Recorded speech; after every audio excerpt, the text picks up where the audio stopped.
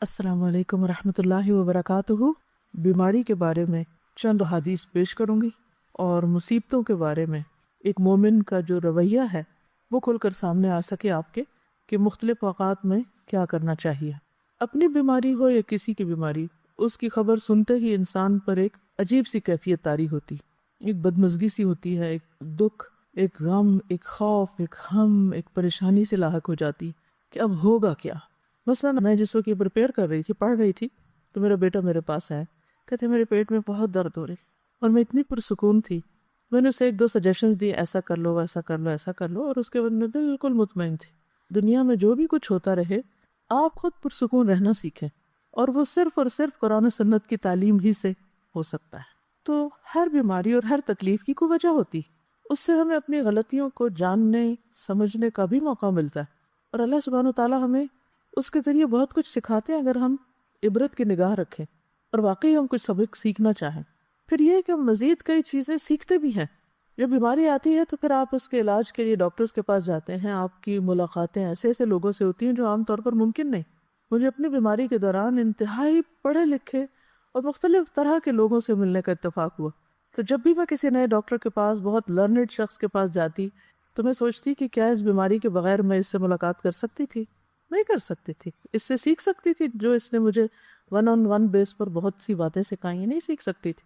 تو اس میں بھی خیر ہے، تکلیفیں تو آتی جاتی رہتی، لیکن ہر چیز کا انسان اگر مثبت پہلو سامنے رکھے تو وہی لمحے انسان کے لیے خوشگوار بھی بن جاتے ہیں۔ مثلا آپ کے دانت میں تکلیف ہے اور آپ 1 گھنٹے بھر کے لیے ڈینٹسٹ کے کلینک میں سٹک ہو گئے ہیں، اور اس وقت جو مشینیں آپ کے اتنے دل کے قریب چلتی ہیں اور جو آپ سب کچھ دیکھتے ہیں، اس سے دل بھی دھڑکتا ہے، خوف بھی آتا ہے، اور موت کتنی شدت کے ساتھ اور اپنی بے بسی کتنی اچھی طرح انسان کو معلوم ہو جاتی۔ پھر اپنی غلطیاں ایک ایک کر کے یاد آتی ہیں کہ کیا کھانا چاہیے تھا، کیا نہیں کھانا چاہیے تھا، کیسے دانت صاف کرنے چاہیے تھے، کہاں ہم سے کوتاہی ہوئی۔ اور پھر یہ ہے کہ مرنے کے بعد اور آخرت میں، اور انسان وہاں ایسا غور و فکر کرتا ہے کہ جو آپ اپنی مصروف روزمرہ کی زندگی میں کر ہی نہیں سکتے، کسی صورت میں نہیں کر سکتے۔ اسی طرح جب آپ مختلف کلینکس پہ جاتے ہیں تو بعض اوقات آپ ورسٹ کیسز دیکھتے ہیں۔ گھر میں رہ کے تو آپ ہی بیمار بنے ہوئے، لیکن باہر جاتے ہیں آپ دیکھتے ہیں کہ ہم سے زیادہ کس کس تکلیف اور مصیبت میں ہیں لوگ، تو اپنی تکلیف کم لگتی ہے اور شکر ادا ہوتا ہے، یعنی پھر انسان تکلیف پر شکر ادا کرنا سیکھتا ہے۔ اسی طرح لامتناہی فوائد ہیں، اگر آپ ان فوائد پہ غور کرنا چاہیں اور آپ ان کو جاننا چاہیں، ان سب پر غور کا فائدہ یہ ہوگا کہ آپ کے اندر ایک عجیب اطمینان اور ایک شکر کی کیفیت پیدا ہوگی اور آپ پرسکون ہو جائیں گے۔ آپ نے دیکھا ہوگا ایک شخص فوت ہوتا ہے تو دوسرا اس کے فوت ہونے کی خبر سن کے ہارٹ اٹیک میں فوت ہو جاتا ہے، ایسی خبریں بھی آپ نے پڑھی ہوں گی۔ تو چھوٹے چھوٹے غم اور تکلیفیں جو انسان پہ آتی رہتی ہیں، یہ انسان کو مضبوط بھی کرتی ہیں اور بڑی خبریں سننے کا ایک حوصلہ بھی پیدا کرتی۔ اور ایک نبع عظیم بڑی خبر تو ہے ہی ہم سب کے سامنے، وہ تو مرے وہ کو بھی اٹھا کے کھڑا کر دے گی۔ وہ کون سی؟ عَمَّ يَتَسَاءَلُونَ عَنِ النَّبَإِ الْعَظِيمِ، کس چیز کے بارے میں آپس میں ایک دوسرے سے باتیں کر رہے ہیں اور ڈسکشنز کر رہے ہیں؟ اس بڑی خبر کے بارے میں، الَّذِي هُمْ فِيهِ مُخْتَلِفُونَ، جس میں ان کی آراء مختلف ہیں، ان کے اپنے بھی ڈس ایگریمنٹس ہیں۔ ریالٹی کو جھٹلا کے یہ نہیں کہ یہ اتفاق کر گئے، کَلَّا سَيَعْلَمُونَ ثُمَّ کَلَّا سَيَعْلَمُونَ، ہرگز نہیں، عنقریب یہ جان لیں گے کہ حقیقت کیا تھی، پھر ہرگز نہیں، ضرور یہ جان لیں گے، انہیں چل جائے گا پتہ کہ اصل حقیقت کیا تھی۔ تو ہم سب بھی جتنا اس دن کو بلائیں، جتنا بھی ڈینائی کریں، لیکن بہت جلد ہم میں سے ہر ایک کو اس کی اصل حقیقت پتہ چل جائے گی۔ چھوٹی چھوٹی بیماریاں دراصل اس بڑی بیماری کی تیاری کا ایک حصہ بھی ہو سکتی۔ تو بہرحال بیماری انسان کے گناہوں کو بھی دور کرتی ہے، اللہ کی رضا کا بھی سبب بنتی ہے، کیونکہ منافق کو نہیں پتہ ہوتا بیماری کیوں آئی اور کیوں چلی گئی، لیکن مومن جو ہے اس کے لیے بیماری میں بہت سارے سبب ہوتے ہیں۔ اور پھر اگر کسی کی بیماری کی خبر آپ سنتے ہیں، کسی عزیز پیارے کی، تو پھر آپ کے دل میں اگر ایک تڑپ اٹھتی کہ میں اس کے لیے کچھ کر سکوں، اس کی عادت کا آپ کے دل میں جذبہ آتا ہے، اس عادت پر کتنا زیادہ اجر ہے۔ اس کے بارے میں ایک حدیث آپ کے سامنے رکھوں گی۔ ابو اشعث کہتے ہیں کہ وہ دوپہر کے وقت مسجد دمشق کی جانب روانہ ہوئے۔ جامع دمشق بہت مشہور مسجد ہے، یعنی شام سیریا میں دمشق کے اندر ہی بہت بڑی، یعنی سینٹرل ماسک، اور یہ اس وقت سے ہے۔ راستے میں حضرت شداد بن اوس رضی اللہ عنہ سے ملاقات ہو گئی، صحابی ہیں، تو وہ دور صحابہ میں وہ مسجد آباد ہو چکی تھی۔ ان کے ساتھ سنابحی بھی تھے، نام ہے۔ میں نے پوچھا کہ اللہ تعالیٰ آپ پر رحم فرمائے، کہاں کا ارادہ ہے، کہاں جا رہے ہیں؟ انہوں نے فرمایا کہ یہاں ایک بھائی بیمار ہے، اس کی عیادت کے لیے جا رہے ہیں۔ چنانچہ میں بھی ان کے ساتھ چل پڑا۔ اچھا آپ جا رہے ہیں تو میں بھی ثواب کو مانوں۔ جب وہ دونوں اس کے پاس پہنچے تو اس سے پوچھا کہ کیا حال ہے؟ اس نے بتایا کہ میں نے اچھے حال میں صبح کی ہے۔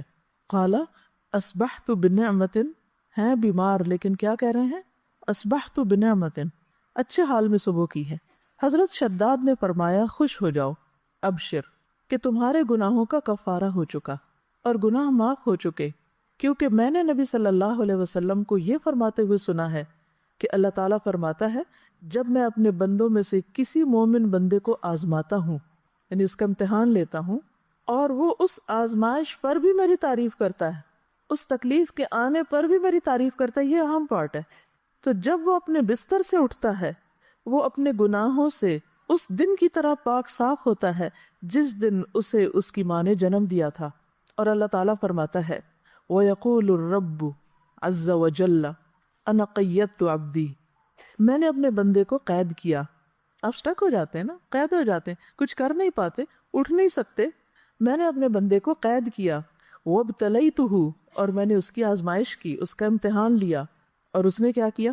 اس پر بھی شکر ادا کیا۔ یہ لکھا ہوا نہیں لیکن محذوف ہے، اس انڈرسٹوڈ ہے۔ تو اس کے لیے اب تم اجر کیا لکھو؟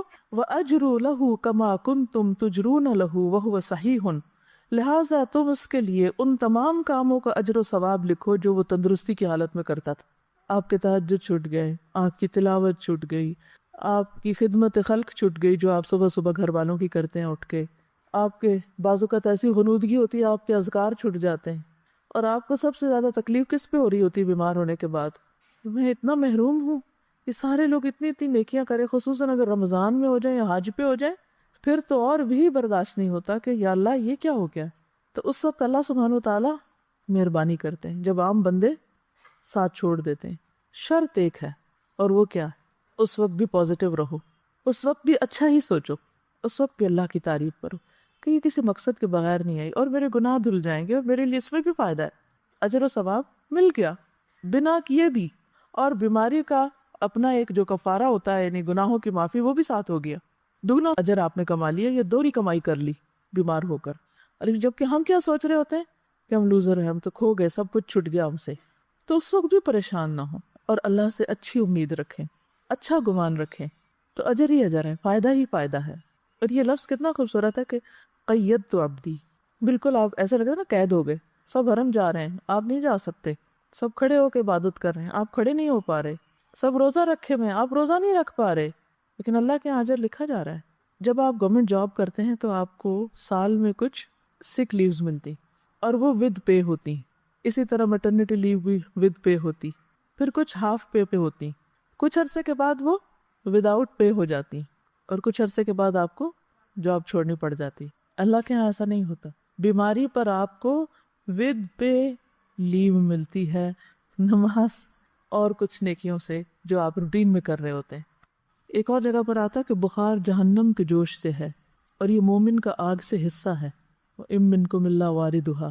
پھر اسی طرح ایک اور حدیث میں آتا ہے، بخار جو تھا نبی صلی اللہ علیہ وسلم کی خدمت میں آیا اور عرض کیا مجھے اپنے لوگوں کے پیچھے بھیجیے، تو آپ نے انصار کے پاس بھیج دیا۔ ان کے ہاں 6 دن رہا، 6 دن رات، اور ان پر بخار بہت سخت واقع ہوا، بہت زیادہ بخار آیا ان کو، بخار ان کے گھروں میں گھس گیا، تو انہوں نے آپ سے شکایت کی۔ اس پر رسول اللہ صلی اللہ علیہ وسلم نے ان کے ایک ایک گھر اور ایک ایک کمرے میں جانا شروع کر دیا اور ان کے لیے عافیت کی دعا فرمائی۔ آپ صلی اللہ علیہ وسلم جب لوٹ رہے تھے تو ایک عورت آپ کے پیچھے آئی، اس نے عرض کیا قسم اس ذات کی جس نے آپ کو حق کے ساتھ مبعوث کیا ہے، میں انصار میں سے ہوں، میرے والد بھی انصار میں سے ہیں، جیسے آپ نے انصار کے لیے دعا کی ہے میرے لیے بھی کیجیے۔ آپ نے فرمایا کیا چاہتی؟ اگر چاہو تو میں تمہارے لیے دعا کروں کہ تم بخار سے محفوظ رہو، چاہو تو برداشت کر لو اور تمہیں جنت ملے گی۔ اس نے کہا میں صبر کروں گی اور جنت کو خطرے میں نہ ڈالوں گی۔ تو کچھ لوگ ایسے ہوتے ہیں کہ جو بیماری کو بہت صبر کے ساتھ اور اجر کی نیت سے برداشت کر جاتا۔ اس کے مطلب نہیں کہ انسان بیماری میں دعا نہ مانگے یا کسی کو دعا کے لیے نہ کہہ سکتا ہے، لیکن یہ یاد رکھے کہ اگر جتنا عرصہ اس کے لیے بیماری ہے یا بیماری میں مبتلا ہے وہ اس کے لیے اجر کا ذریعہ بن رہی ہے۔ نبی صلی اللہ علیہ وسلم نے فرمایا خوش ہو جاؤ، مومن کے مرض کو اللہ تعالیٰ کفارہ اور اپنی رضا کا سبب بنا دیتے ہیں، اور فاجر، نافرمان، گناہگار اس کا مرض ایسا ہے جیسے اونٹ کہ اس کے مالک نے اسے باندھ دیا اور اس کے بعد چھوڑ دیا، اسے نہیں خبر کیوں باندھا اور اسے نہیں پتا کیوں چھوڑا، بخار کیوں آیا اور کیوں گیا۔ وہ حدیث بھی یاد رکھیے کہ رسول اللہ صلی اللہ علیہ وسلم ام صائب کے ہاں تشریف لائے۔ آپ نے فرمایا اے ام صائب تجھے کیا ہوا، تم کانپ رہی ہو، جیسے ملیریا ہوتا ہے نا۔ اس نے عرض کیا بخار ہے، اللہ اس میں برکت نہ کرے۔ آپ نے فرمایا بخار کو برا نہ کہو، کیونکہ بخار بنی آدم کے گناہوں کو اس طرح دور کرتا ہے جس طرح بھٹی لوہے کے میل کچیل کو دور کر دیتی ہے۔ عبداللہ کہتے ہیں کہ میں رسول اللہ صلی اللہ علیہ وسلم کی خدمت میں حاضر ہوا، آپ اس وقت تیز بخار میں تھے۔ میں نے عرض کیا یا رسول اللہ آپ کو تیز بخار ہے؟ فرمایا ہاں، مجھے تم میں سے 2 آدمیوں کے برابر بخار ہے۔ آپ کی بیماری عام لوگوں کے مقابلے میں دگنی ہوتی تھی کیونکہ آپ کے لیے اجر بھی زیادہ تھا۔ میں نے عرض کیا کہ اس سبب سے آپ کو 2 اجر ملے گا؟ فرمایا یہی بات ہے، جس مسلمان کو کانٹا چبھنے کی یا اس سے زیادہ کوئی تکلیف پہنچتی ہے، اللہ تعالیٰ اس کے ذریعے اس کے گناہوں کو اس طرح دور کر دیتا ہے جس طرح درختوں سے پتے خزاں کے موسم میں۔ بخار مانگنا نہیں ہے، لیکن آ جائے تو پریشان نہیں ہونا، گھبرانا نہیں، برا بلا نہیں کہنا۔ اور آپ کو پتہ ہے کہ اس میں کئی بیماریوں سے شفا بھی ہے۔ جب بخار ہوتا ہے نا تو دراصل ہمارے اندر کے گندے مادے جو ہوتے ہیں وہ جل رہے ہوتے ہیں، وہ ایک کلینزنگ کا عمل ہوتا ہے، اور عام طور پر یکایک شدید قسم کی ڈوز دے کر اس کو ٹھنڈا کر دیا جاتا ہے۔ جو گال بلیڈر میں وہ سٹونز بنتے ہیں، ایک حکیم صاحب نے مجھے بتایا تھا کہ وہ جب بخار کے ذریعے کچھ مادے اکٹھے ہو رہے ہوتے ہیں کچھ آرگنز میں، جب ایک دم آپ ٹھنڈا کرتے ہیں تو وہی مادے سٹون بن جاتے ہیں اور پھر وہ مزید بیماریوں کا سبب بنتے ہیں۔ ایک اور حدیث ہے، حضرت ابو سعید خدری رضی اللہ عنہ سے مروی ہے کہ ایک آدمی نے نبی صلی اللہ علیہ وسلم سے پوچھا کہ ہمیں جو بیماریاں لگتی ہیں یہ بتائیے کہ ان پر ہمارے لیے کیا ہے۔ نبی صلی اللہ علیہ وسلم نے فرمایا یہ بیماریاں گناہوں کا کفارہ بن جاتی ہیں۔ ہم سب گناہ کرتے ہیں، جانے انجانے، بعض چیزوں کا تو ہمیں پتہ ہی نہیں کہ ہم غلط بھی کر رہے ہیں کیونکہ علم ہی نہیں ہوتا کہ یہ غلط ہے، کچھ عرصے بعد پتہ چلتا ہے تو توبہ استغفار شروع کرتے ہیں۔ ایک ایسی جہالت ہے، پتہ ہی نہیں تھا کہ یہ نہ کرنے والا کام ہے۔ بہرحال حضرت ابی بن کعب رضی اللہ عنہ نے عرض کیا اگرچہ بیماری چھوٹی ہی ہو، چھوٹی سی بیماری ہے کوئی، تب بھی؟ نبی صلی اللہ علیہ وسلم نے فرمایا ہاں، اگرچہ ایک کانٹا ہی چبھ جائے یا اس سے بھی کم۔ یہ سن کر حضرت ابی بن کعب رضی اللہ عنہ نے اپنے متعلق یہ دعا کی کہ موت تک ان سے کبھی بھی بخار جدا نہ ہو۔ کیا دعا کی؟ کہ مجھے ہر روز بخار ہو۔ اور یہ کون ہے دعا کرنے والے؟ ابی بن کعب، عالم صحابی ہیں، کاتب وحی ہیں، لیکن وہ ایسا بخار ہو کہ حج اور عمرہ، جہاد فی سبیل اللہ اور فرض نماز با جماعت میں رکاوٹ نہ بنے، میرے یہ کام نہ چھوٹے، ویسے بے شک بخار چڑھا رہے۔ چنانچہ اس کے بعد انہیں جو شخص بھی ہاتھ لگاتا ان کا جسم تپتا ہوا ہی محسوس ہوتا، حتیٰ کہ ان کا انتقال ہو گیا۔ وہ لوگ اپنے قول کے پکے تھے۔ ہم لوگ ایک وقت میں ایک بات کرتے ہیں یا اللہ ایسا ہو جائے، اور جب وہ ہو جاتا ہے تو پھر ہم سخت گھبرا اٹھتے پر کہتے ہیں یا اللہ ایسا کیوں ہوا اور ایسا نہ ہو۔ تو اس لیے جو بھی دعا مانگی سوچ سمجھ کے مانگیں، اس چیز کو جسے آپ نبھا سکیں۔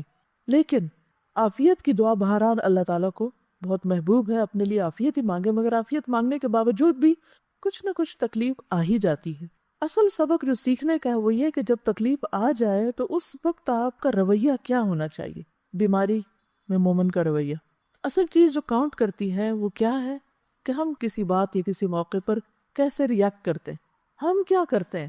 لِيَبْلُوَكُمْ أَيُّكُمْ احسن عملا، اور یہ احسن عمل صرف نماز کا کچھ نہیں دیکھا جا رہا، وہ تو اپنی جگہ ہے۔ یہ احسن عمل ہر عمل میں احسن، ہر عمل میں اچھا رویہ۔ آپ دیکھیے کہ اگر اس بات پر انسان پورا اتر جائے تو جنت بھی ہے اس کے لیے، لیکن دنیا میں بھی کتنا سکون ہو جائے۔ ہمیں عموماً تکلیف کس چیز سے ہوتی ہے؟ لوگوں کے کن رویوں سے ہوتی ہے تکلیف؟ جب وہ چھوٹی چھوٹی بات پر آپے سے باہر ہو جاتے ہیں، کوئی بات مرضی کے خلاف ہو گئی تو اتنا نیگیٹو وے میں ریاکٹ کیا، موڈ آف کر لیا، کئی دن تک بولنا چھوڑ دیا، سیدھے منہ بات نہ کی۔ اسی سے تو دل تنگ ہوتے ہیں نا، کہیں بھی اکٹھے رہنا مشکل ہو جاتا ہے لوگوں کا۔ تو مومن کا دل غمگین ہوتا ہے لیکن اس کا چہرہ مسکراتا ہوتا ہے۔ مرضی کے خلاف بھی بات ہو جائے تو کوشش کر کے مسکرائیں، ورنہ کیا ہے کہ شکوہ ہے کس سے؟ اللہ تعالیٰ سے کہ کیوں ہمیں آزمائش میں ڈالا، کیونکہ کوئی تکلیف نہیں آتی مگر اللہ کے اذن سے آتی۔ اس وقت ایک ایسے کردار کا مظاہرہ کریں کہ جو واقعی اللہ کا پسندیدہ کردار ہو، اور اس وقت بھی ڈائریکٹ آپ کا کنیکشن اپنے رب کے ساتھ ہو کہ میرے اللہ تو جانتا ہے نا کہ میں کس تکلیف سے گزر رہی ہوں، چاہے وہ جسمانی ہو یا روحانی ہو یا جذباتی ہو یا کچھ بھی ہو۔ بندوں کو سنانے کا فائدہ نہیں، وہ سمجھ ہی نہیں پاتے کہ مسئلہ کیا ہے۔ آپ ایڈوائس لے سکتے ہیں کسی سے، لیکن آپ لے کے دیکھیں مایوسی ہوں گی، کچھ بہت فائدہ نہیں ہوگا. تو بہتر کیا ہے، پرو ایکٹیو اپروچ اختیار کریں. مثلاً روٹین میں جیسے اب قرآن مجید آپ پڑھ رہے ہیں، اس کے ساتھ ایک تعلق ہے. آپ نے دیکھا ہوگا ہر روز جواب آتا ہے کہ نہیں، جیسے جیسے حالات گزر ہوتے ہیں ویسے ویسی آیات آ رہی ہوتی ہیں. یہ پرو ایکٹیو اپروچ ہے، مسائل سے نبٹنے کی ہے. ہدی للمتقین ہے، ہدایت ہے، گائیڈنس ہے آپ کے لیے. آپ کو روز کے مسئلوں کا حل پیش ہو رہا ہے. کوئی تک ہی نہیں بنتی کہ انسان پھر قرآن کو چھوڑ کے بیٹھ جائے. روٹین میں آپ اس کو پکڑے رکھیں. نبی صلی اللہ علیہ وسلم نے اپنے پیچھے کیا چھوڑا تھا جس کو پکڑ کے رکھنا ہے؟ ہم سب کے لیے بھی یہی کتاب ہے، اس کا ساتھ نہ چھوٹے. شفا ہی شفا ہے، مسائل کا حل ہی حل ہے. تو ایسا اعتدال آپ کی زندگی میں آئے گا، ایسی خوبصورتی آئے گی، ایسا حسن آئے گا کہ دنیا بھی پرسکون ہو جائے.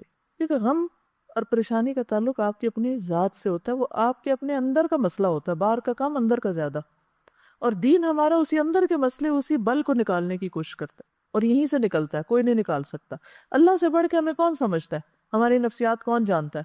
تو اللہ تعالیٰ اپنی کتاب میں ہمیں ہر چیز کے بارے میں بتاتے ہیں. پھر اس کے بعد سنت ہے، نبی صلی اللہ علیہ وسلم کی احادیث ہیں، اس سے بہت کچھ سیکھنے کو ملتا ہے.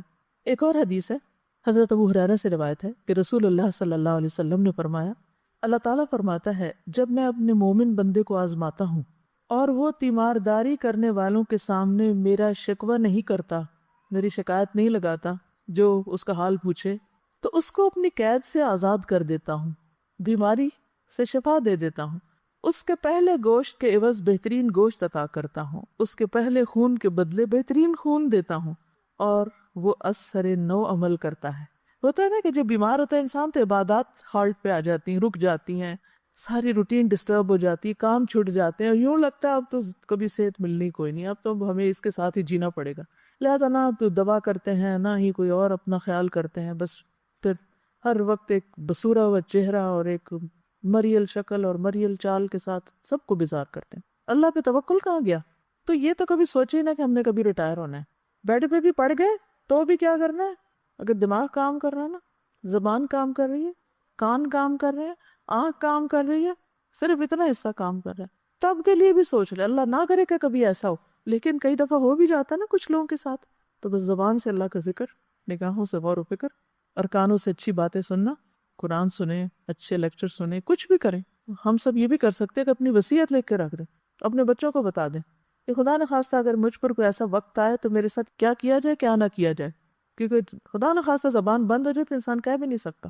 ہاپکنس ویل چیئر پہ آنکھوں کے اشاروں سے میں نے سنا ہے کہ وہ کیسی کیسی تھیریز اس نے ایجاد کی ہیں. السلام علیکم.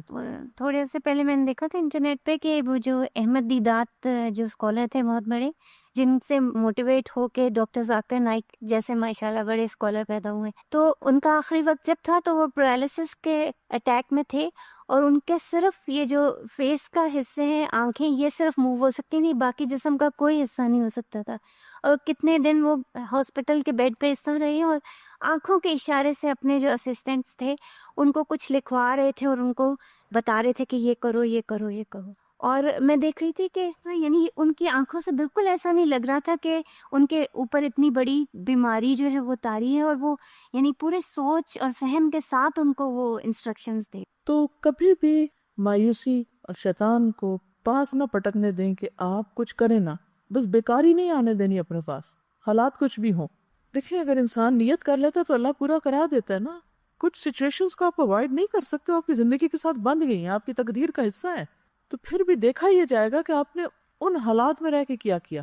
ٹھیک ہے، تو بہرحال بیماری کا شکوہ نہیں کرنا، واویلا نہیں کرنا، دوسروں کو بیزار نہیں کرنا، اس کو اپنے اوپر طاری نہیں کر لینا. تو انشاءاللہ آپ دیکھیں گے ایک تو اس کی انٹینسٹی کم ہوگی، دوسرے یہ کہ آپ کے آس پاس کے لوگ آپ کے پاس رہنا چاہیں گے، بھاگیں گے نہیں آپ سے.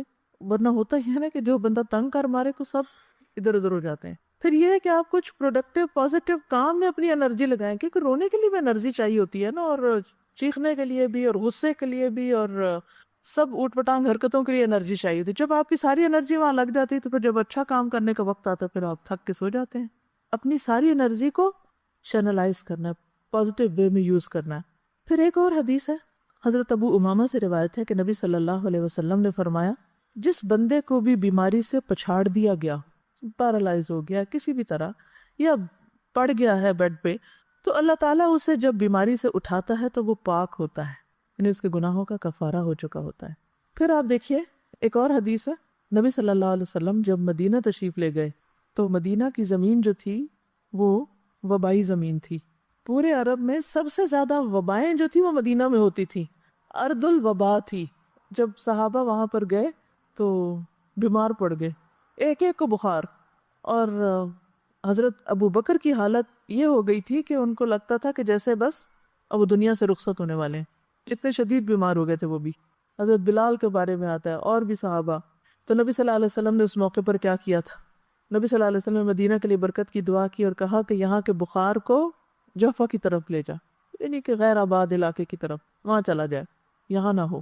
تو اس کے بعد مدینہ وباؤں سے خالی ہو گیا۔ عن عائشہ رضی اللہ عنہا قالت لما قدم رسول اللہ صلی اللہ علیہ وسلم المدینة وعك ابو بکر وبلال فكان ابو بکر اذا اخذته الحمى يقول كل امرئ مصبح في اهله والموت ادنى من شراك نعله وكان بلال اذا اقلع عنه الحمى يرفع عقيرته يقول الا ليت شعري هل ابيتن ليلة بواد وحولي اذخر وجليل وهل أردن يوما مياه مجنة وهل يبدون لي شامة وطفيل قال اللهم لعن شيبة بن ربيعة وأتبة بن ربيعة وأمية بن خلف كما أخرجونا من أرضنا إلى أرض الوباء ثم قال رسول الله صلى الله عليه وسلم اللهم حبب إلينا المدينة كحبنا مكة أو أشد اللهم بارك لنا في ساعنا وفي مدنا وصححها لنا وانقل حماها إلى الجحفة قالت وقدمنا المدينة وهي أوبأ أرض الله قالت فكان بطحان يجري نجلا تعني ماء آجنا۔ بخاری۔ حضرت عائشہ فرماتی ہیں جب اللہ کے رسول صلی اللہ علیہ وسلم مدینہ تشریف لائے تو ابو بکر صدیق رضی اللہ تعالیٰ عنہ اور حضرت بلال رضی اللہ تعالیٰ عنہ کو بخار آ گیا۔ پھر ابو بکر کو جب بخار چڑھتا تو وہ یہ شعر پڑھتے، گھر میں اپنے صبح کرتا ہے ہر ایک فرد بشر، یعنی ہر شخص اپنے گھر میں صبح کرتا ہے اور موت اس کی جوتی کے تسمے سے بھی نزدیک تر ہوتی ہے، یعنی وہ اپنے آپ کو کیا سمجھتے کہ اب موت میرے بہت قریب ہے، یعنی کہ یہ پڑھنے کا مطلب کیا تھا کہ اب میں نہیں بچتا۔ کبھی آپ کے ساتھ ایسا ہوا کہ آپ کو بخار ہو یا کوئی بیماری لگے اور آپ سوچیں کہ اب تو میں مر ہی جاؤں گی؟ یہ بہت ایک نیچرل سی فیلنگ ہے، ہر شخص اس کیفیت سے گزرتا ہے، کچھ زیادہ کچھ کم، لیکن یہ خیال صحت کی حالت میں کم آتا ہے اور بیماری کی حالت میں زیادہ آتا ہے۔ تو حضرت ابوبکر نے بھی اپنے انہی جذبات کا اظہار کیا کہ ہر شخص اپنے گھر میں صبح کرتا ہے اور موت اس کی جوتی کے تسمے سے زیادہ قریب ہوتی ہے۔ اور بلال کا بخار جب اتر جاتا تو وہ رو کر بلند آواز سے یہ پڑھتے، یوں لگتا ہے کہ جیسے کوئی ملیریا کی قسم کا بخار تھا کہ چڑھتا ہے اور اترتا ہے، تو رو کر بلند آواز سے یہ شعر پڑھتے، کاش پھر مکہ کی وادی میں رہوں، کیونکہ ہجرت کر کے مدینہ آئے تھے۔ کاش پھر مکہ کی وادی میں رہوں ایک رات، سب طرف اگے ہوئے ہوں وہاں جلیل اذخر نبات۔ اذخر ایک گھاس ہوتا ہے جس میں خوشبو ہوتی ہے اور وہ اپنے مردوں کو دفن کرتے ہوئے ان کے ساتھ بھی رکھتے تھے، اور جلیل بھی اسی طرح گھاس کی قسم ہے۔ اور پیو پانی مجنہ کا جو ہے آب حیات، یہ مکہ سے چند میل کے فاصلے پر مر الزہران کے قریب ایک مقام ہے، اسے سوق حجر بھی کہتے ہیں، وہاں پر یہ پانی تھا، یعنی وہاں کا پانی تھا۔ ہوتا ہے نا کچھ چشمے مشہور ہو جاتے ہیں اچھے پانی میں۔ کاش پھر دیکھوں میں شامہ اور طفیل، یہ مکہ سے 30 میل کے فاصلے پہ دو پہاڑ ہیں تو ان کا ذکر، وہاں پہاڑوں کے بھی نام ہوتے ہیں، جیسے کسی پہاڑ کا نام لیجیے، جبل ابو قبیس، اور جبل کعبہ، جبل احد، جبل عیر، جبل نور جس میں غار حرا ہے۔ تو بہرحال یہ 30 میل دور پہاڑوں کے نام ان کو معلوم ہے اور ان کو یاد کر کے رو رہے ہیں۔ مکہ تو مکہ ہے۔ اچھا، یہ جو جبل احد ہے یہ مدینہ کے ایک طرف ہے اور اس کے بالکل اپوزٹ سائڈ پر جہاں سے وہ شروع ہوتی ہے نا، اس کی ذوالحلیفہ کے پاس، اگر کبھی آپ جائیں وہاں احرام پہنتے ہیں دوبارہ عمرہ کرنے کے لیے، تو عیر اس کے قریب ہے۔ اب جہنم کے پہاڑوں میں سے بہت عجیب سا پہاڑ ہے، دیکھ کے ایک وحشت ہوتی ہے۔ کالے رنگ کا پہاڑ ہے، جبل احد لال رنگ کا ہے، جیسے لال اینٹوں کا رنگ ہوتا ہے نا، اسی قسم کا، اور عیر اس کے اپوزٹ۔ تو اس کو میں دیکھتی اور آنکھیں بند کرتی، دیکھتی اور آنکھیں بند کرتی، اور میں کہتی کہ یا اللہ تو محفوظ رکھنا اور یہ نہ ہمیں دکھانا، کیونکہ تپتی دھوپ کے اندر وہ کالے رنگ کا پہاڑ، اور پہاڑ کی بھی یوں چوٹی نہیں ہے، اوپر سے ایسا اسٹریٹ سا ہے، عجیب سا لگتا ہے دیکھ کے۔ تو یہ جہنم کے اندر ہوگا اصل میں اللہ تعالیٰ نے دنیا میں انسان کو کچھ ایسی چیزیں دکھائی ہیں کہ جس سے وہ اپنے ان گھروں کو بھی یاد کر لے. ہوتا ہے نا کہ ہم اس جنت تو نہیں دیکھ سکتے, جہنم تو نہیں دیکھ سکتے, لیکن جب یہ کہا جاتا ہے کہ یہ ٹکڑا جنت کے ٹکڑوں میں سے ہے, یا پہاڑ جنت کے پہاڑوں میں سے ہے, یا یہ دریا جو ہیں وہاں سے جاری ہوئے ہیں, اور یہ جہنم کی وادی میں سے ہے, تو پھر وہ ایک عجیب طرح کی فیلنگ آتی ہے جو خالی سنتے رہنے سے نہیں آتی, دیکھنے سے ایک اور بات بنتی. تو بہرحال حضرت بلال جو تھے وہ یہ شعر پڑھا کرتے تھے اور کہا کہ اے میرے اللہ, شیبہ بن ربیعہ اور عتبہ بن ربیعہ اور امیہ بن خلف, ان مردودوں پر لعنت کر جنہوں نے ہمارے ملک سے ہمیں نکال کر وبا کے ملک میں دھکیل دیا. مدینہ کیا تھا؟ وبا کا ملک. رسول اللہ صلی اللہ علیہ وسلم نے یہ سن کر فرمایا, یا اللہ مدینہ بھی ہم کو مکہ کی طرح یا اس سے بھی زیادہ محبوب بنا دے, یعنی ہمیں مدینہ سے بھی محبت دے دے یا مکہ سے بھی زیادہ دے دے. یا اللہ ہمارے سا اور مد میں برکت دے دے, پیمانے ہیں, اور مدینہ کی ہوا صحت بخش کر دے. یہ جملہ غور کیجئے, مدینہ کی ہوا صحت بخش کر دے, اور وہاں کا بخار جوہفہ میں لے جائے. جوہفہ بھی میقات پر ہے. حضرت عائشہ فرماتی ہیں ہم جب مدینہ میں تھے تو سارے ملکوں سے زیادہ وبا وہاں تھی. پھر فرمایا کہ مدینہ میں بطحان ایک نالا تھا, اس میں بہت ہی تھوڑا بدمزہ اور بدبودار پانی بہتا رہتا تھا, لیکن جب اللہ کے رسول صلی اللہ علیہ وسلم نے وہاں کے لیے دعا کی تو بہت سی نعمتیں وہاں پر اللہ تعالیٰ نے عطا کیا. اور یہاں آپ نے جو دعا کی نا بہت دلچسپ ہے کہ مدینہ کی ہوا صحت بخش کر دے. مدینہ کی, ہم کہتے ہیں نا ایئر میں کچھ ہے, ایسے بولتے ہیں نا عام طور پہ, جیسے مکہ جاتے ہیں نا تو ایک دم فلو ہونے لگتا ہے یا کچھ, تو ہم کہتے ہیں یہ ایئر میں ہے, بس آپ کو چمٹنا اس میں کہیں بھی جا کے پکڑ لینا ہے. اسی طرح آپ نے بھی دیکھا ہوگا کہ جب کوئی شخص ایک خاص علاقے میں رہ کر بیماری ہوتا چلا جائے تو عموماً کیا کہتے ہیں, جگہ تبدیل کریں. تو پھر جو ہی جگہ تبدیل کرتا بیماری چلی جاتی ہے. آپ نے بھی شاید اس کا پرسنلی ایکسپیرینس کیا ہو, ایک جگہ پہ رہ کے آپ کو مثلا کسی کو کوئی خارش لگ جاتی ہے, کسی کو کوئی اور, کسی کو نیند نہیں آتی, کسی خاص علاقے میں الرجیز ہوتی ہیں, تو وہ اس الرجی کے موسم میں وہ پولن ہوا میں ہی ہوتا ہے نا, پھر وہاں سے وہ چلے جاتے ہیں تو وہ ٹھیک ہو جاتے ہیں. دوسری جگہ وہی لوگ ہوتے ہیں بالکل ٹھیک ہوتے ہیں, کچھ بھی نہیں ہوتا ان کو. تو ہوا بھی اللہ کے حکم پہ معمور ہے, اس کو حکم ملتا ہے, اور یہ ساری چیزیں ان دیکھیں معلوم نہیں کیا کچھ ہمارے آس پاس کر رہی ہوتی. تو اس حدیث سے ایک تو دعا کی فضیلت بھی پتہ چلتی ہے کہ انسان کو دعا مانگنی چاہیے. اب ایک وبا آ گئی ہے کسی ملک میں تو ہم ٹھیک ہے ویکسینیشن بھی کریں اور بھی بہت سی احتیاطی تدابیر کریں, لیکن اس کے ساتھ ساتھ دعا کریں کہ اللہ تعالیٰ یہاں کے موسم کو اچھا کر دے. سردیوں میں جب عموماً فلو اور کھانسی اور خشک کھانسی, تو ہم کیا کہتے ہیں سب کیا ہے, بارش نہیں ہوئی نا, تو یہ سب بیماریاں ہیں. تو بچپن میں سمجھ نہیں آتی کہ بارش سے بیماری کا کیا تعلق ہے. تو بڑے بزرگ یہی کہہ رہے ہوتے ہیں نا, اس دفعہ بارش نہیں ہوئی تو یہ اور یہ مسئلے ہو گئے, بہت زیادہ چیز پھیل گئی ہے. تو بارش بھی پاک کرتی ہے موسم کو. کس کو صاف کرتی ہے زیادہ؟ ہوائی کو صاف کرتی ہے, جس کو ہم اپنے پانی سے نہیں صاف کر سکتے. دوسری حدیث ہے, یہ بھی بخاری کی ہے. عبداللہ بن عباس سے روایت ہے کہ عمر بن خطاب عوام کے حالات سے باخبر ہونے کے لیے شام کی طرف روانہ ہوئے. کون سی جگہ ہے شام؟ اس میں فلسطین, شام, اردن, یہ سب کچھ شامل تھا. ٹھیک ہے, شام صرف موجودہ شام نہیں. جب بھی شام کا لفظ آئے نا تاریخ کی کتابوں میں, تو ساتھ ہی یہ بات یاد رکھیں کہ شام سے مراد فلسطین, اردن, موجودہ شام, یہ سب علاقے اس میں آتے ہیں. وہ خود کہاں رہتے تھے حضرت عمر؟ مدینہ. تو وہاں سے ٹریول کر کے شام جا رہے تھے. کیوں جا رہے تھے؟ لوگوں کو ملنے کے لیے, لوگوں کے حالات جاننے کے لیے. ٹھیک, یعنی سرکاری دورے پر تھے. جب سرغ میں پہنچے, ایک شہر کا نام ہے, تو لشکر کے سردار ابو عبیدہ بن جراح اور ان کے ساتھیوں سے ملاقات ہوئی. وہ وہاں پر تعینات تھے. تو انہوں نے خبر دی کہ شام کے ملک میں وبا شروع ہو گئی ہے, طاعون پھیل گیا تھا.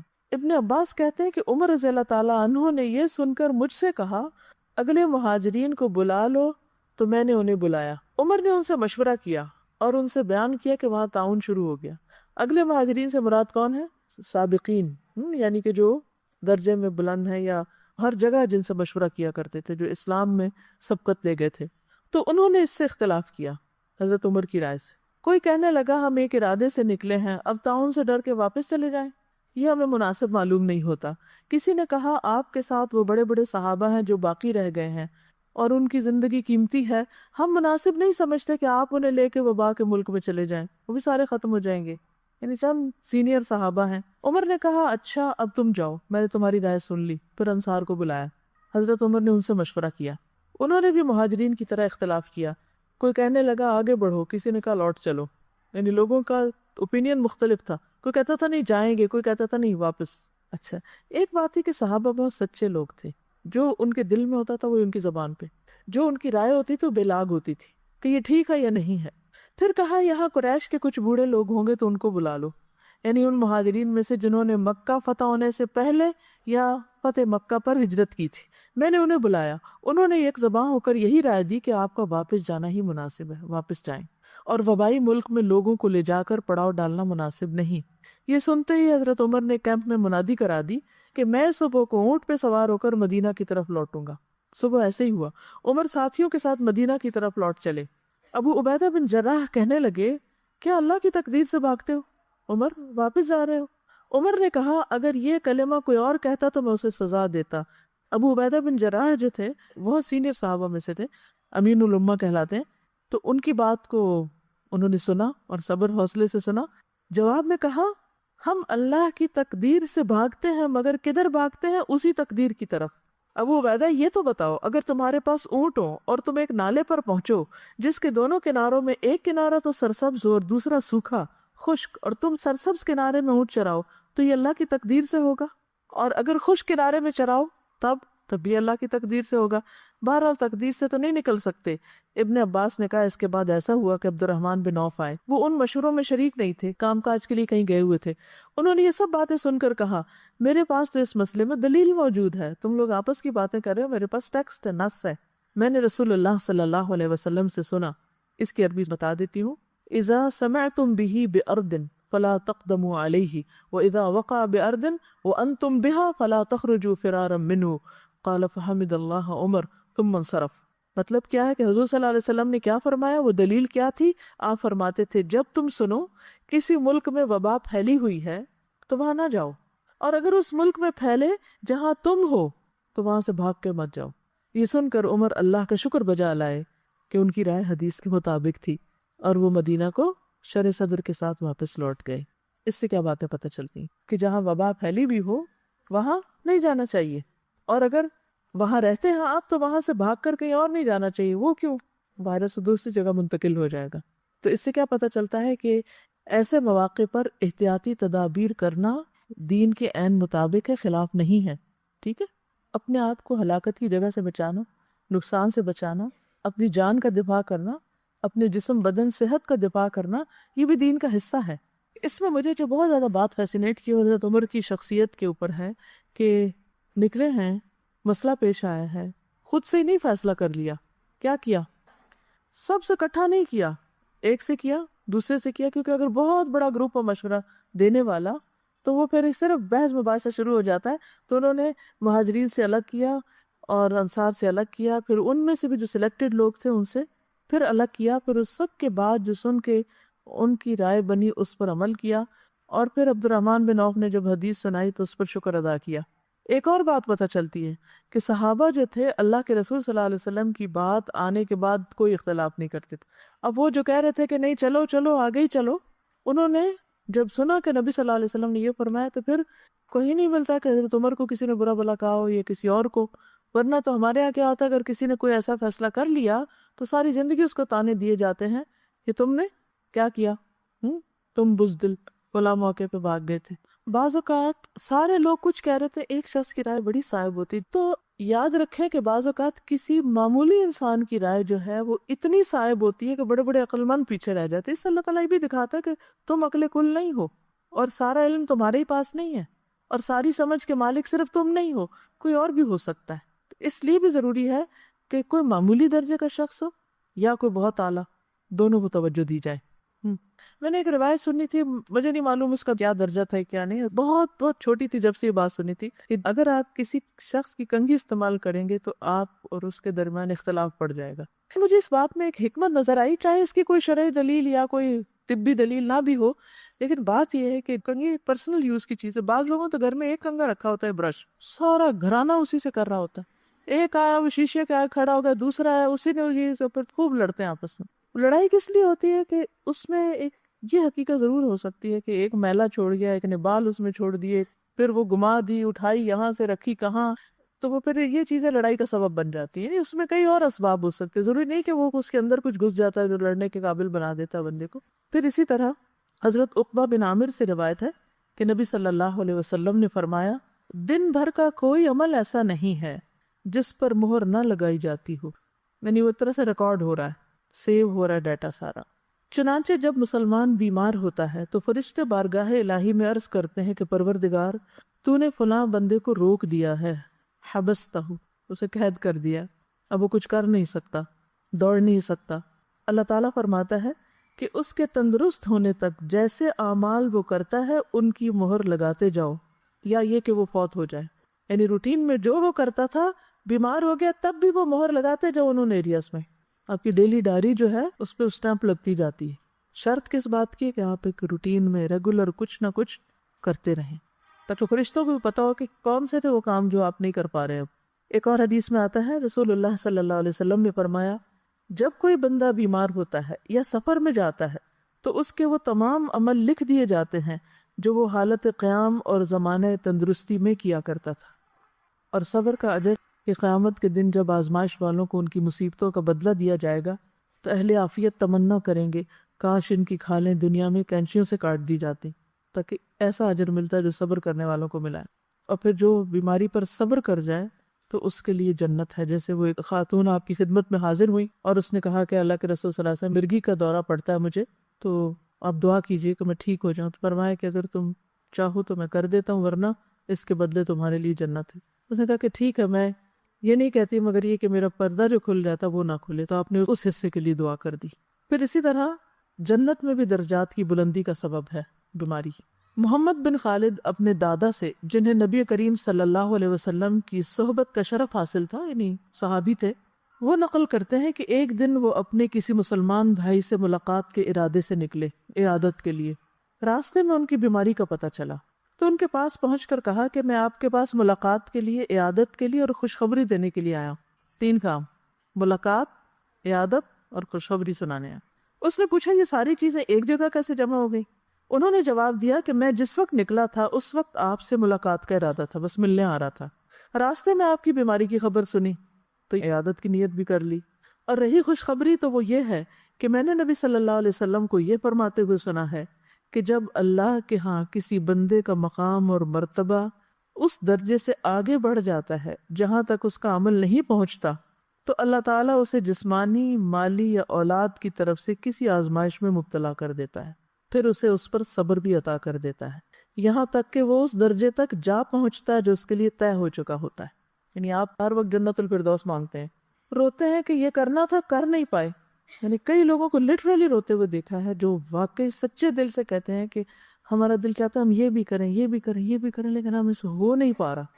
کبھی بچے چھوٹے ہیں، کبھی بیماری آ گئی ہے، کبھی کوئی اور وجہ بن گئی، عمل نہیں ہو پا رہا، کام کر نہیں پا رہے، کرنا چاہتے ہیں۔ اب عمل کے ساتھ تو اس درجے کو پا ہی نہیں سکتے کیونکہ وہ وقت نہیں ہے، موقع نہیں ہے، یا قابلیت نہیں یا صلاحیت نہیں۔ اب یہ گیپ ہے، ابھی کچھ قدم باقی ہیں، تو اللہ تعالیٰ کیا کرتے ہیں؟ کوئی آزمائش بھیج دیتے ہیں، بندہ اس پہ صبر کر جاتا ہے۔ اس آزمائش کی وجہ سے وہ فاسٹ لفٹ پہ بیٹھ کے اوپر چلا جاتا ہے۔ قرآن پڑھنے کا سب سے بڑا فائدہ یہ ہے کہ انسان کی ہائی تھنکنگ ہو جاتی کہ میں اس درجے کو پہنچوں، اور اگر صحابہ کی زندگی آپ پڑھیں تو اور بھی اس کو مہمیز لگ جاتی، کیونکہ وہ بہت مختلف طرح سوچتے تھے۔ وہ کبھی کبھی اپنی ڈریمز شیئر کرتے تھے، ڈریم سے مراد اپنے جو آئندہ کے خواب کے کیا کریں، کہاں پہنچیں، کیسی موت آئے، کہاں جائیں۔ تو حیرت ہوتی ہے کہ سوچتے بھی کیسے تھے، ہم لوگ تو سوچنا بھی نہیں آتا، کیونکہ جو لوگ خواب دیکھتے ہیں وہی منزل پہ پہنچتے ہیں، اور اللہ پہنچا دیتا ہے، کسی بھی طرح پہنچائے۔ تو جب ایک طریقے سے نہیں پہنچ پاتے تو اللہ تعالیٰ کو اور طریقہ بتا دیتا ہے، اس سے نہیں تو ایک اور اس سے نہیں تو کسی اور، بس اللہ کی رضا پہ راضی ہونا سیکھ جائیں۔ لیکن یہ سب ہوگا اگر آپ کی تھنکنگ پازیٹیو ہوگی، ہوپ فل رہیں گے۔ جب مایوسی آنے لگے، کہیں میرے لیے ناممکن، اللہ کے لیے سب ممکن، وہ کر سکتا، وہ کرے گا، تو اس لیے بس مانگتے رہا کریں، سوچتے رہا کریں، آگے بڑھتے رہا کریں۔ آپ سمجھے کہ اللہ تعالیٰ نے کام کے ذریعے نہیں، بیماری کے ذریعے مجھے اوپر لے کے جانا ہے اگر میں نے صبر کیا۔ اب بےچینی چھوڑیں، اللہ کی رضا کو راضی ہو جائیں۔ وہ دکھ تکلیف تو ہوگی مگر راضی، یا اللہ میں راضی، تو انشاءاللہ آپ دیکھیں گے کہ وہ جو اندر کا ایک سکون ہے وہ نہیں ڈسٹرب ہوگا، اسے برقرار رکھنا ہے۔ اچھا، اس کا مطلب یہ نہیں کہ کوئی بیماری آئے تو علاج ہی نہ کریں۔ علاج اور کوشش اور اس پر جو مال لگتا ہے یا ایفرٹ لگتی ہے وہ بھی اجر کا باعث ہے، کیونکہ اللہ نے کوئی بیماری نہیں اتاری جس کے لیے شفا نہ اتاری ہو. تو شفا کا حصول جو ہے اور اس کی کوشش جو ہے وہ کوشش بھی باعث اجر اور اللہ کے حکم پر عمل کرنا ہے. دیکھیے دین کے سارے معاملات میں اصل چیز اطاعت ہے. کیوں نہیں ہے کہ اچھا ابھی تو کہا گیا تھا کہ اگر کوئی بیمار ہوگا تو اتنا اجر ہے, تبھی کہا جا رہا ہے دوائی لے لو, تو میں کیوں دوائی لوں؟ نہیں, یہ بھی اللہ ہی کا حکم ہے.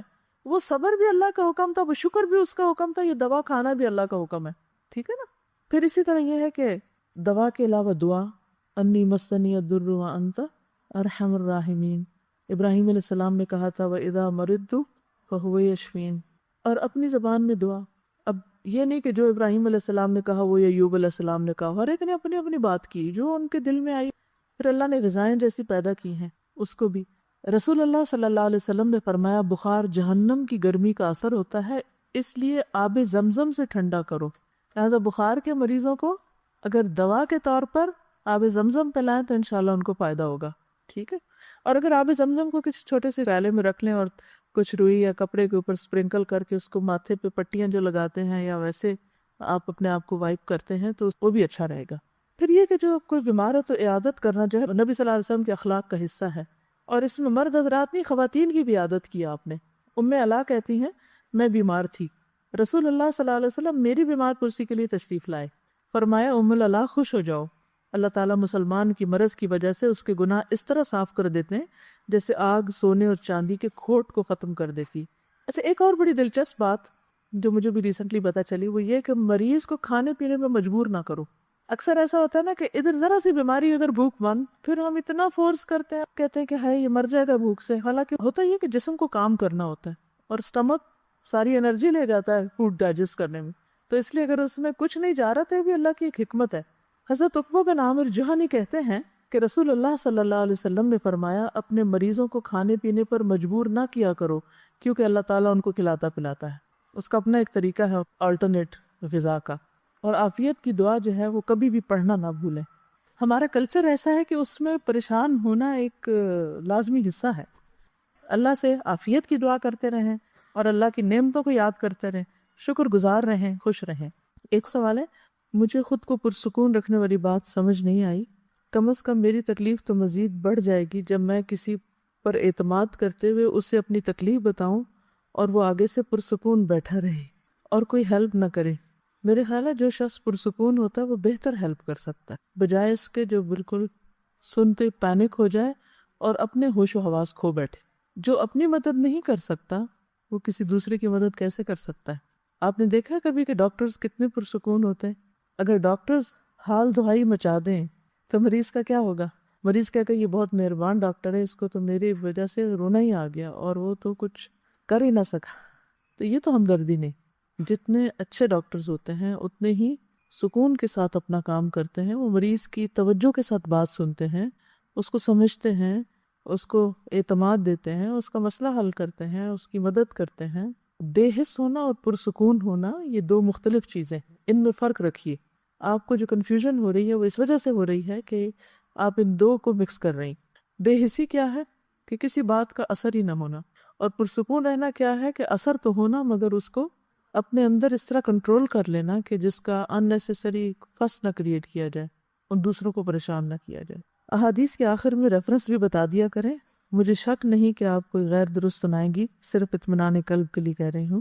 آپ نے درست فرمایا. مجھے کل 2-3 دفعہ خیال بھی ہے لیکن وقت کی کمی کی وجہ سے عربی بھی پڑھنا سوچ رہی تھی کہ آپ کو پڑھ کے سناؤں گی, لیکن انشاءاللہ یہ جو مٹیریل ہے, یہ جو لیکچر ویب پہ جہاں اپلوڈ ہوگا اس کے ساتھ ہی آپ کو PDF میں یہ ساری حدیثیں لکھی ہوئی عربی اور اردو بھی مل جائیں گی.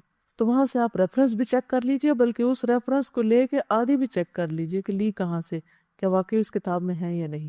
ٹھیک ہے.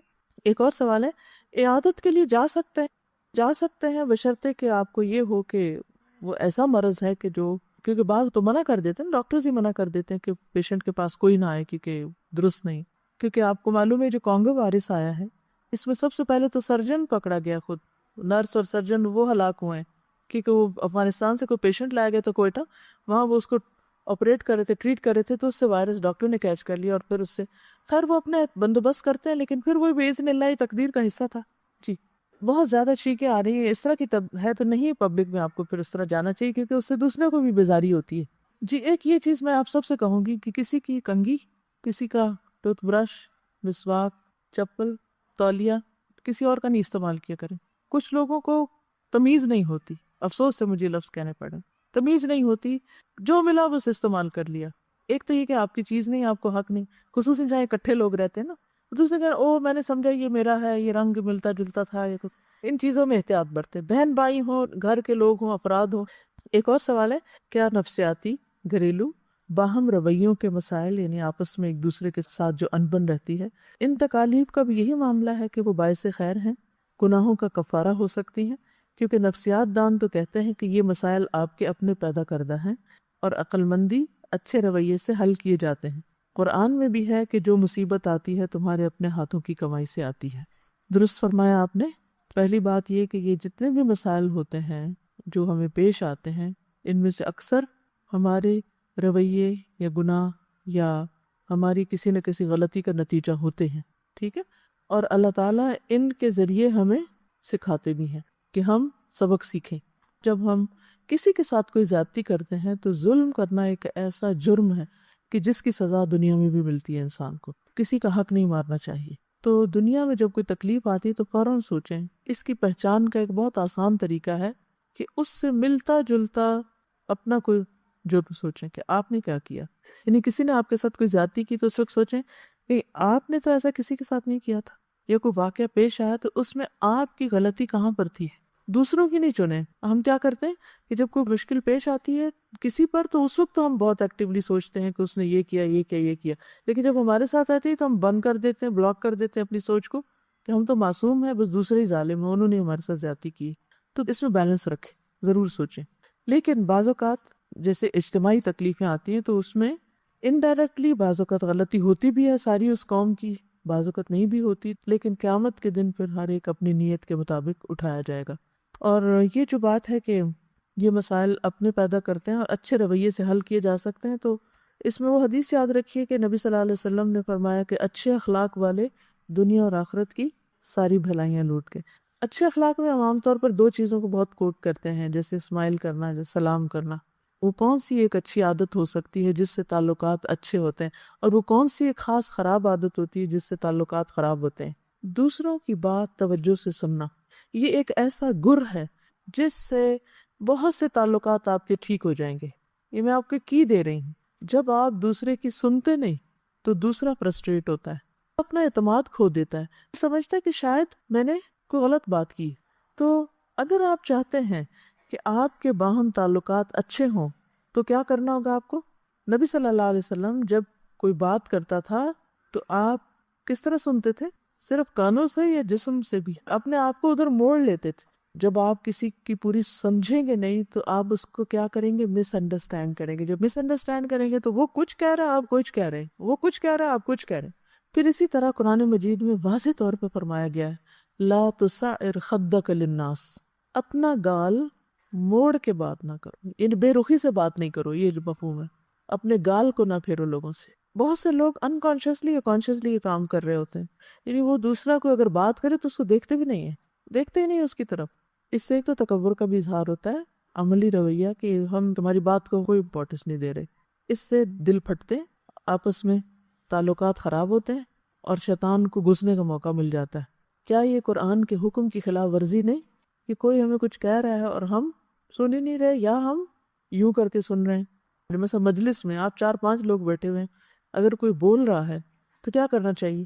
توجہ دینی چاہیے اس کی طرف، اور جواب بھی دینا چاہیے۔ نہیں، یہ اخلاق ہے یا بد اخلاقی کہ کوئی بات کرے اور آگے سے نہ ہاں کرے نہ کرے؟ بہت بڑی بد اخلاقی۔ اور ہم سمجھتے ہیں ہم تو مسکین معصوم، ہماری تو کوئی غلطی نہیں، ہم تو بولتے ہی نہیں، کسی کو کچھ کہتے ہی نہیں ہے، ہم تو اتنے بے ضرر ہیں۔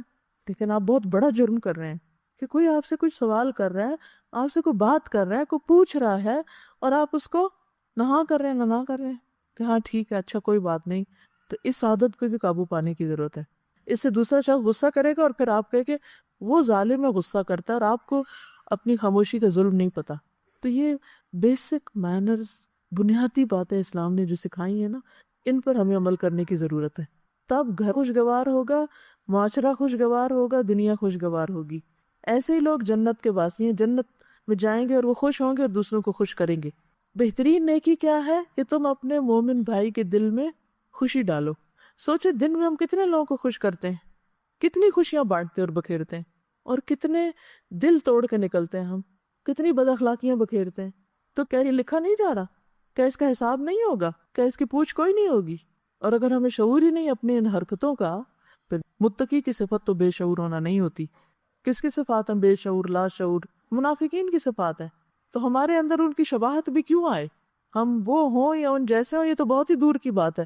کس کو کاپی کرنا چاہیں گے آپ؟ متقی کو یا منافق کو؟ متقی کو. تو پھر ان جیسی اخلاق اپنائیں. ٹھیک ہے نا.